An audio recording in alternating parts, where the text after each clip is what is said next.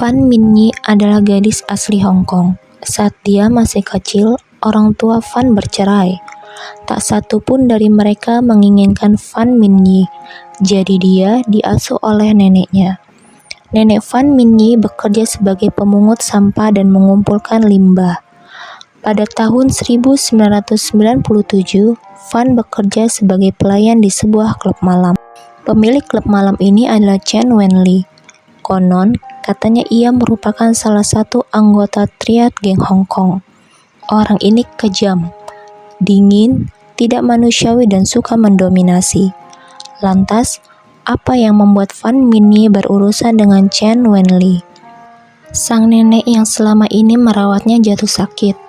Fan Minyi mengirim neneknya ke rumah sakit, tetapi rumah sakit memintanya membayar biaya rawat inap dan pengobatan. Jika Fan tidak membayar pengobatannya, nenek akan dikeluarkan dari rumah sakit. Fan yang tidak memiliki cukup uang pada saat itu mencari cara bagaimana harus membayar biaya pengobatan sang nenek.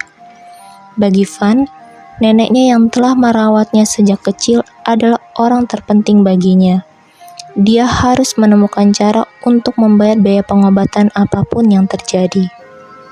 Fan memohon pada pihak rumah sakit untuk memberinya waktu, dan pihak rumah sakit setuju memberinya waktu 2 hari untuk membayar biaya pengobatan.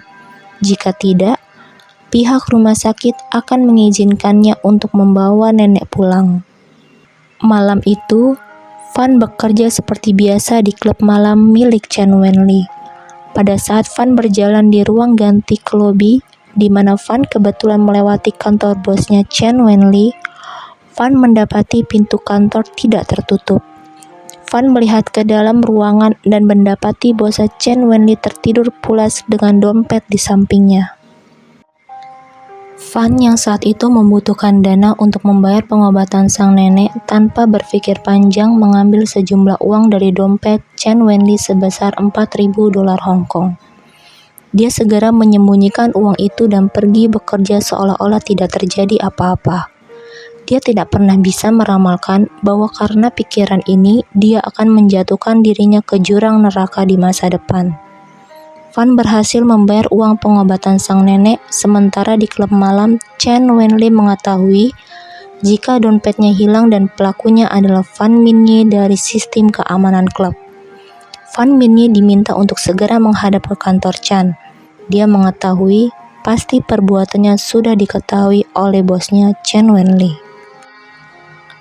Fan meminta maaf dan berjanji untuk mengembalikan uang yang dicurinya. Tetapi Chen mengetahui Fan tidak akan mampu mengembalikan uang yang dicurinya, jadi dia menunjukkan padanya cara menghasilkan uang.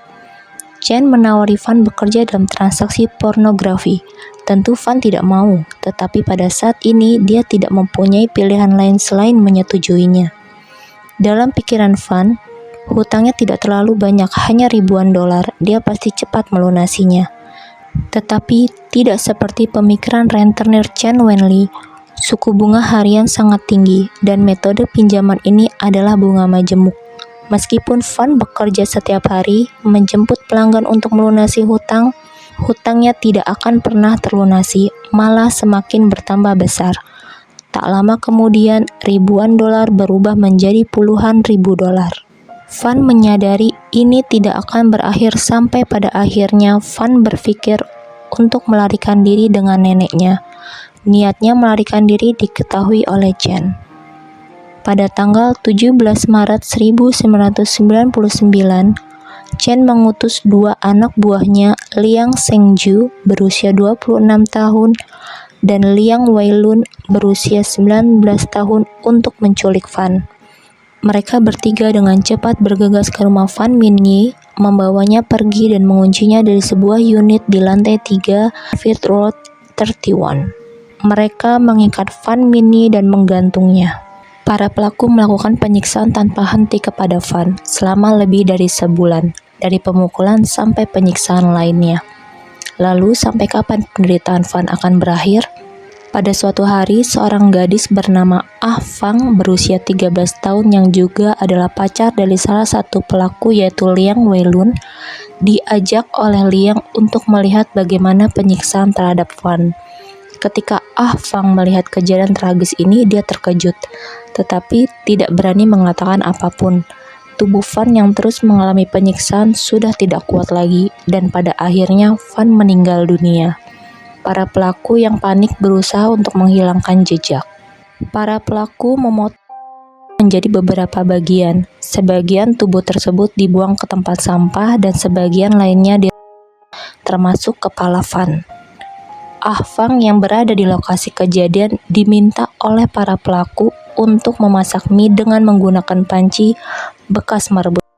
Ah Fang yang masih dalam keadaan syok berhasil mendapat alasan untuk pulang, sementara para pelaku masih mencari cara untuk menghilangkan jejak. Chen Wenli menemukan bantal Hello Kitty, memasukkan kepala ke dalam boneka tersebut, lalu membuangnya. Setelah itu, para pelaku pulang secara terpisah. Sementara Ah Fang setelah kejadian tersebut mengalami mimpi buruk setiap malam.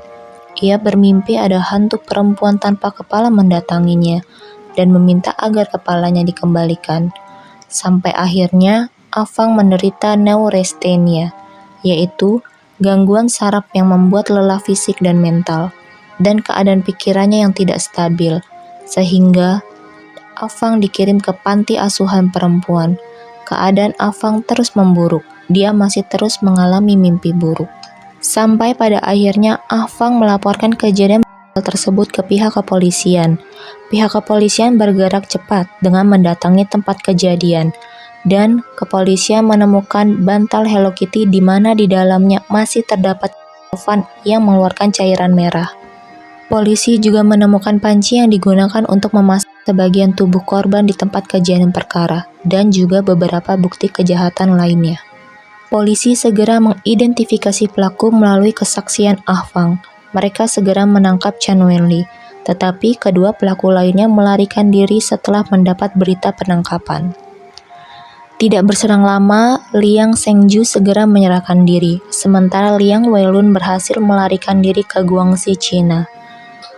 Pada tanggal 14 Februari 2000, dengan bantuan polisi Tiongkok, Liang Weilun berhasil ditangkap dan diekstradisi kembali ke Hong Kong. Ketiga penjahat itu akhirnya dijatuhi hukuman penjara seumur hidup karena tidak ada hukuman mati di Hong Kong. Sementara Ah Fang dibebaskan dari segala tuntutan karena kesaksiannya atas kejadian ini. Demikianlah cerita yang dapat kami hadirkan untuk hari ini. Semoga kita bisa mengambil hikmah dari setiap cerita yang dihadirkan. Terima kasih dan sampai jumpa di video selanjutnya.